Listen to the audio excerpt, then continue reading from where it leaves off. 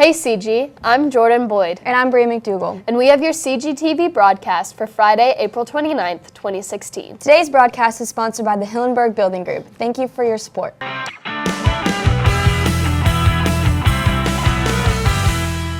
Today marks our last video broadcast of April, which means it's spring in Indiana. Many say in Indiana you can experience all 4 seasons of weather in one day.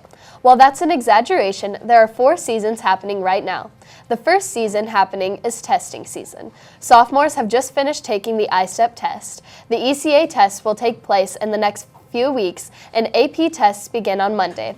Jeremy Kush brings you a video with suggestions about the AP tests and why those classes are worth it. As summer approaches, students look forward to beaches, cruises, and tropical vacations, but some students are more concerned with the upcoming AP tests.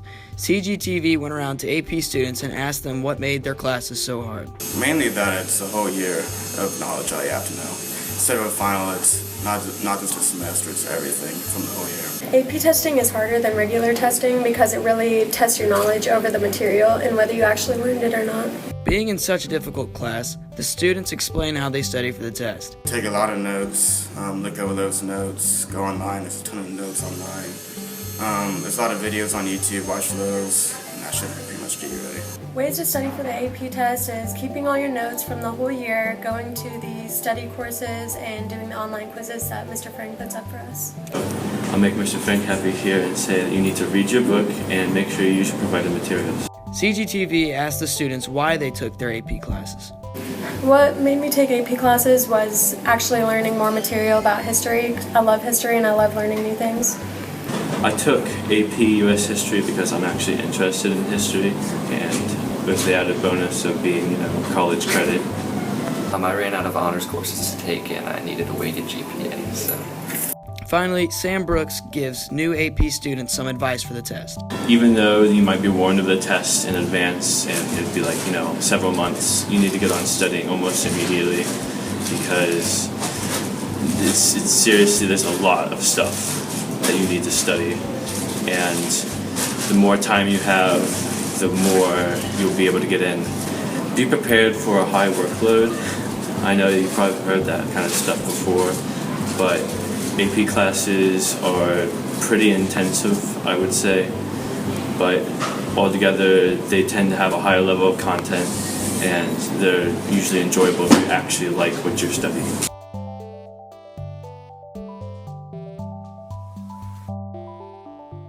Whether you're taking a test in the next few weeks or won't have any until finals, sleep is critical to your performance. Jackson Keeley brings you a story about the importance of sleep for high school students. We asked students around the school how many hours of sleep they get each night.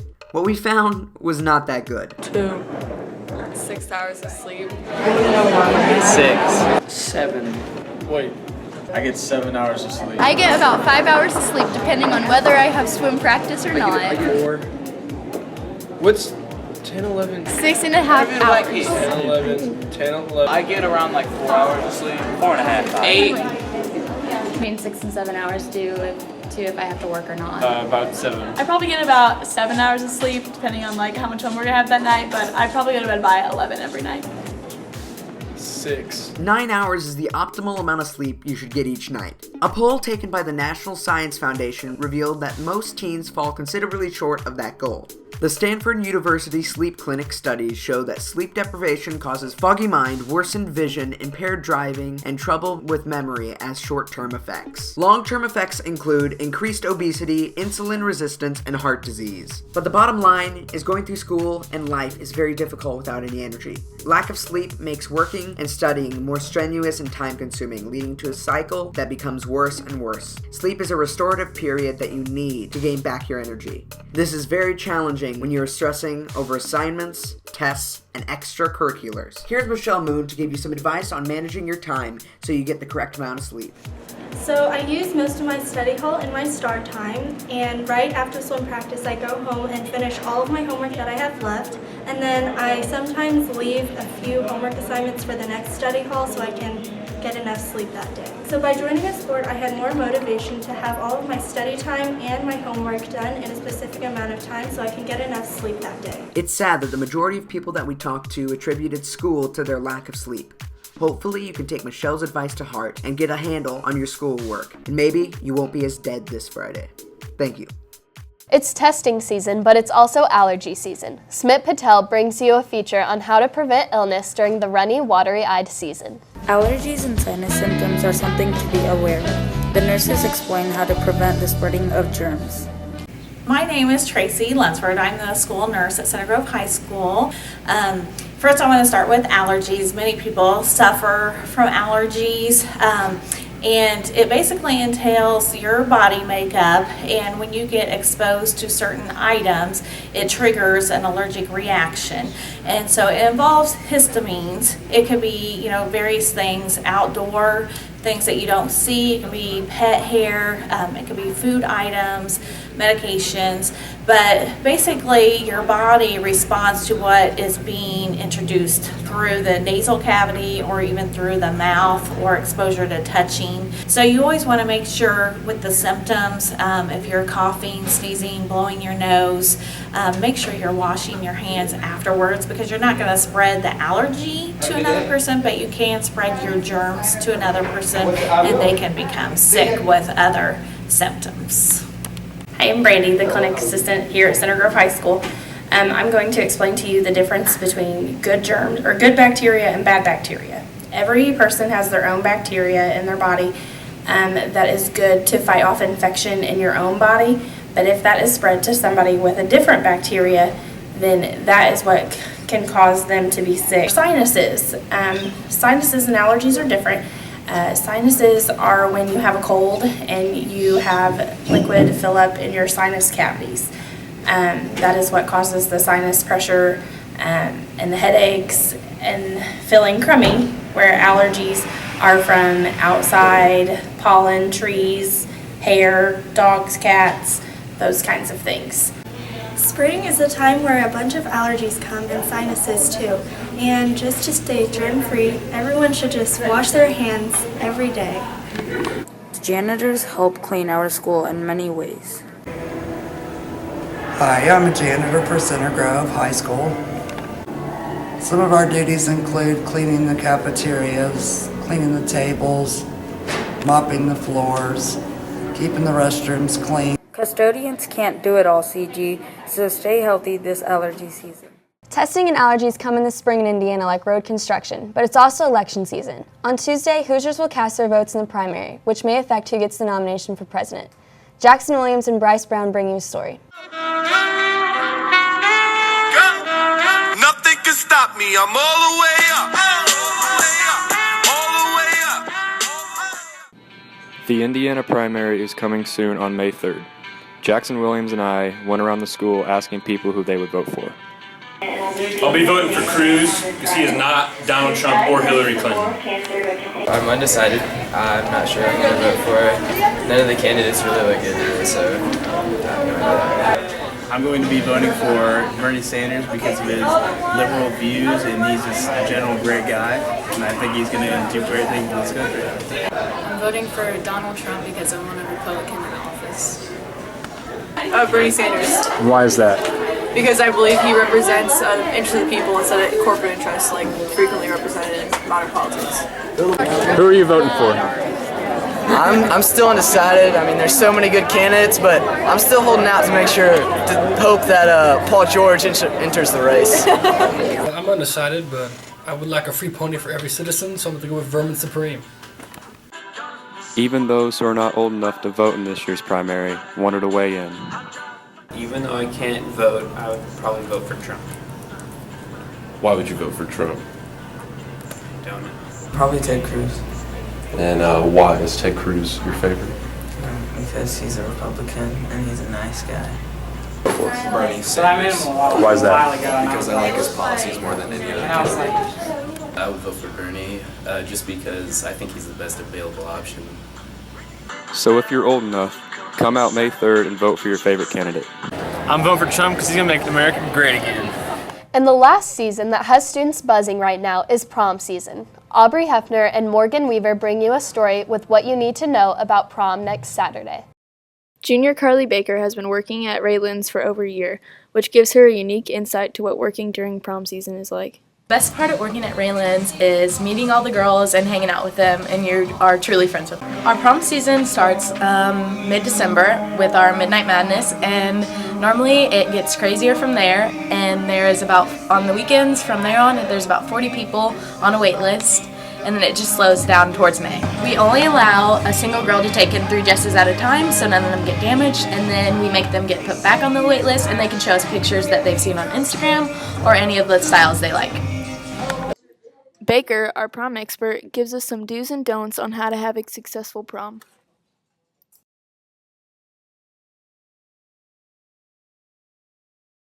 Wear comfy shoes, bring touch-up makeup, take a lot of pictures.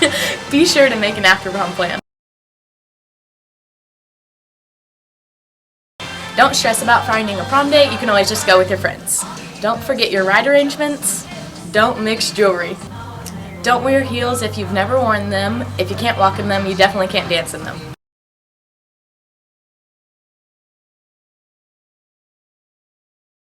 The parking at Crane Bay is $5. Be sure to bring extra tips for the coat check and dinner. The coat check at Crane Bay is $1. On the night of prom, you should be yourself and not worry about every little detail. While prom is happening next weekend, tonight is Riley Dance Marathon. Brooke Stone brings you a quick feature about tonight's event. Riley Dance Marathon is taking place this Friday, April 29th from 7 to 11 p.m.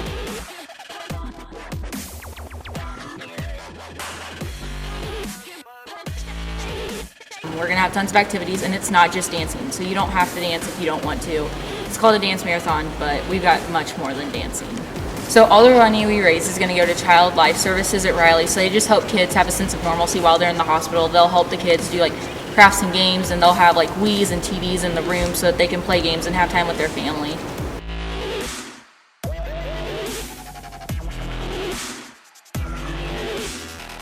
You'll want to bring money to the Riley Dance Marathon because we're running it like a carnival. So in order to win prizes and play games, you'll have to pay to play the game, which then you can win a gift card or other awesome things.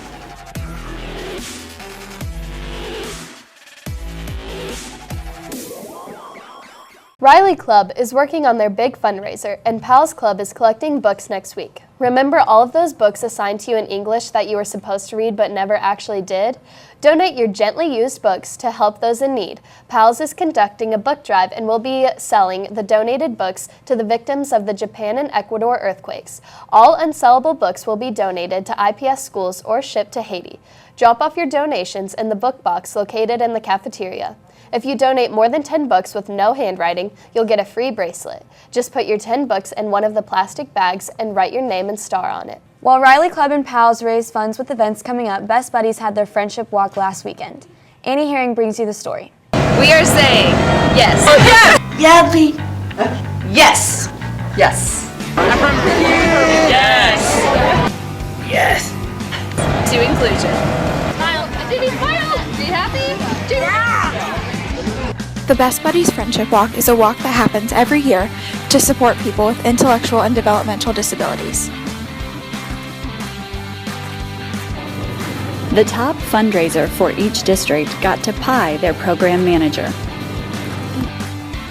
I did the Friendship Walk this year to stand for friendship equality, to also show that people are more than just their intellectual or physical disabilities.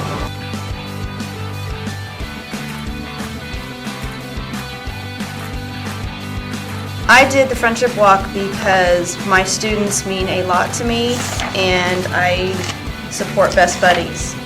Through my participation in Best Buddies, I have learned how to be a better friend to everybody and that people have so much more of a personality when you look beyond just their physical and mental disabilities.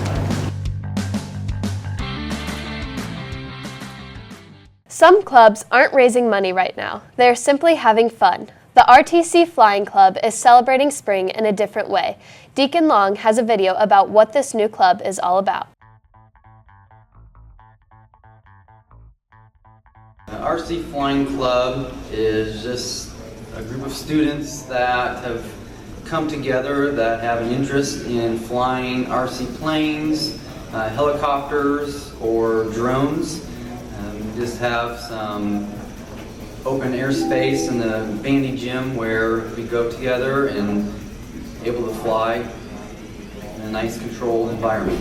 RC Flying Club got started when I had a few students actually come to me and have an interest in flying actual planes. I have a few planes hung up in my classroom just for some of the courses that I teach. And this kind of sparked an interest where they wanted to fly, and I decided that we can kind of pursue this avenue and see who else in the school would also enjoy that. Mr. Schultz first approached me during a transportation class as I was looking at a poster of a P-51 Mustang aircraft blueprint, I guess. So, well, I like flying things, and I just thought it'd be a cool idea and great activities to get started. Well, when with the kids actually came to me, I have a great interest in RC flying, and I figured that passing that experience on to other kids that would have potentially had that same interest would benefit them. See Mr. Schultz for more information. And of course, it's spring sports season. Keaton Radecki and Nate Maynard bring you a story about baseball. Baseball season is in full swing, so CGTV decided to ask some seniors about their thoughts and how they played so far and what it would take to get to state and how they see their roles as seniors. This year we've been doing pretty well. We're 7-0 in the MIC. We've only lost 2 games, and we've been hitting the ball well. We have a few home runs, so we just need to keep that up, and it should be a great season. Our goal obviously this year is to win state. We've been pitching really well this year. We have to continue to hit well. We've had some games where we're kind of streaky at the plate, and in order to get as far as we want, we're going to have better at-bats and more quality at-bats. But we just have to continue to pitch well and play good defense every game. My role as a senior leader this year is to provide support for the younger guys, lead by example, and hit dingers. Whether you're an in-season athlete or not, the Booster Club Scholarship may be for you. Anyone interested in applying for a $1,000 Athletic Booster Club Scholarship can pick up the Athletic Booster Club Scholarship application form from the Athletic Office. Forms must be returned to the Athletic Office by Monday, May 2nd, 2016. And that's all we have for you today, CG. Bye. Bye.